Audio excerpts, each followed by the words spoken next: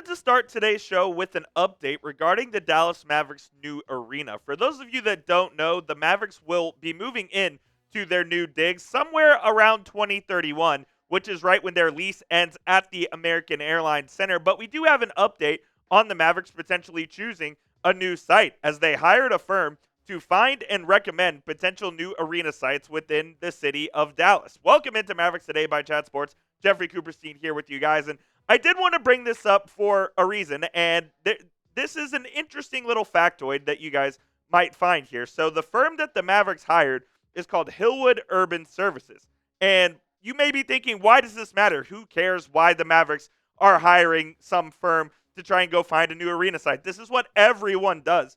Well, the reason it matters is because of the person in charge of Hillwood. That would be one Ross Perot Jr., who was the owner of the Mavericks and the founder of the Hillwood real estate development firm.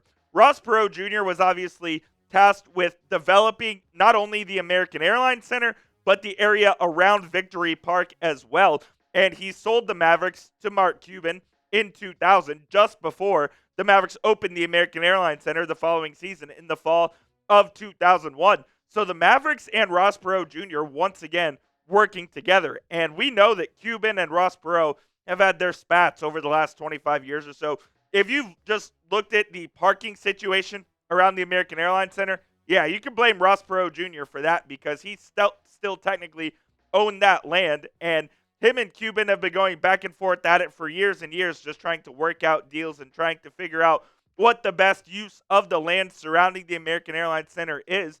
And in 2001, when the AAC opened, it was quite literally just the arena. Now, if you go around the American Airlines Center, you can't find any open land, as there are restaurants, there are high-rises, there are just every other building you can possibly imagine is right around the American Airlines Center. So both Ross Perot and Cuban have done a great job of developing the land surrounding the AAC, which does give me some optimism that they'll be able to do the same thing here with this new arena. Now, obviously, Cuban isn't as involved as he was. He's now a minority owner of the team.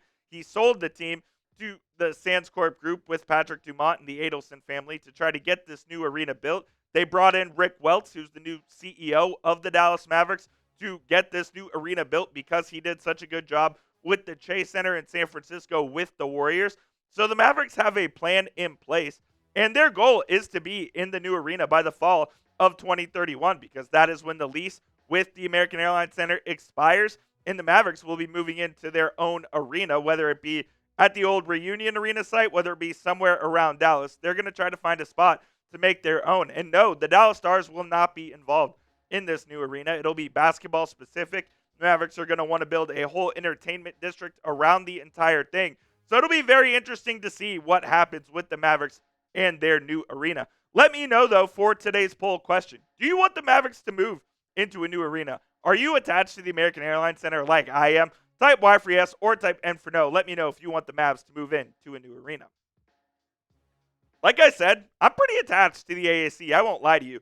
Opened in fall of 2001. I remember going to the first ever game at the American Airlines Center. I remember going to playoff games, countless amounts of playoff games at the AAC for the Dallas Mavericks. And it's going to be sad when they move into a new arena. And I'm sure it'll be great because it'll have all the new bells and whistles, all the updated technology. Hopefully it'll be easier to get to and easier to park at as well. But I am, of course, attached to the AAC as someone who grew up going to games there. And it's been their home since 2001.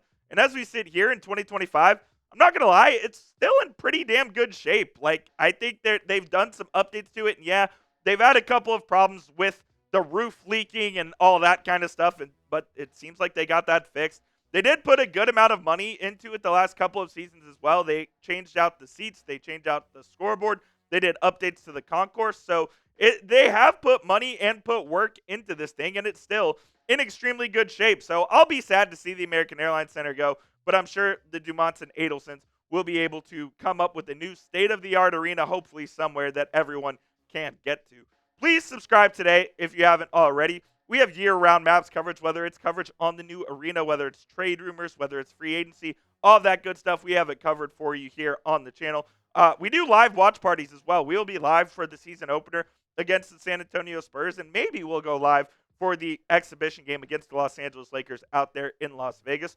Join the over 32,000 subscribers who have already joined the channel today at youtube.com/MavsTV. Mavs coverage you can't find anywhere else. Coming up here on today's show, is Anthony Davis being slept on? A prominent NBA analyst says the league is sleeping on AD. Before we get into that, though, I want to welcome back our favorite sponsor here at Mavericks today. PrizePicks has returned to the fold, and I am so excited for you guys to welcome back PrizePicks into our show. And this episode is, of course, brought to you by PrizePicks, where preseason football is underway and college football is here, so don't miss any of the action this season. You guys know I'm a big college football guy. I'm literally wearing my Texas Longhorn shirt today. But playing PrizePicks makes it so much better. It's super simple to play. You just make more or less on at least 2 to 6 player stat projections. And if you get your picks right, you can cash in and win up to 2,000 times your money. PrizePicks puts their members first, so all withdrawals are fast, safe, and secure. They offer Venmo, Apple Pay, MasterCard, and more. And you can play it in more than 40 states, including California, Georgia, Florida, and, of course, Texas. Here is a week 1 projection for football season that I have. They're giving you basically a free win with our guy Dak. If you think Dak's going to throw for 1 passing yard in week 1, take the more there. I'm also going to take the more on Joe Flacco, 218.5 passing yards for the Cleveland Browns. And I'll take the more on Pop Douglas receiving yards at 32.5. So you can copy my picks, or you can make picks of your own. Just please make sure you do it with our friends over at PrizePicks. Download the PrizePicks app today and use code CLNS to get $50 in lineups after you play your first $5 lineup. Again, that's code CLNS to get $50 in lineups after you play your first $5 lineup. PrizePicks, run your game. All right, let's talk about it. Is Anthony Davis being slept on? Are we not giving AD the respect he deserves? There's a prominent NBA analyst who is known for his controversial takes, so to speak, that thinks that he is being slept on and is someone that could possibly be thrusted into like all NBA stardom this season. And we know this guy, Anthony Davis, future Hall of Famer and whatnot, but can he get back to what he was with the Los Angeles Lakers, where he was one of the top 5, 10 NBA players in the league? Let's see what Kendrick Perkins had to say. Everyone's favorite Kendrick Perkins says people are sleeping on Anthony Marshawn Davis Jr. Anthony Davis and Karl Anthony Towns are 2 players who have the most approved this season, and I actually do agree with him there. Like I said, AD was traded for an international superstar. Anthony Davis is going to be on a mission. The passion and what I've been saying for Anthony Davis before the season ended, what he's been saying in the media for how he's embraced this, people better watch the F out for Anthony Davis. Kendrick Perkins has me fired up and ready to go for the season.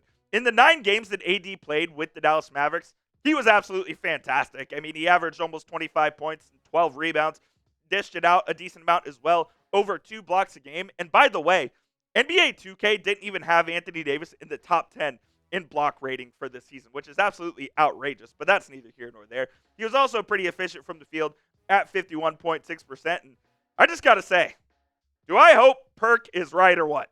The Mavericks need Anthony Davis to be OG Anthony Davis, the one who was a consensus top 5 player in the league when he was in Los Angeles with the Lakers, the 2020 NBA champion with the Los Angeles Lakers. With Kyrie out the first half of the season, AD is going to shoulder a lot of the load. The only reason I'm concerned is because of the reason that we've talked about all offseason. Is he going to be healthy? Is he going to be able to play the amount of games the Mavericks are going to need him to play in order for this team to do the things we think they can this season?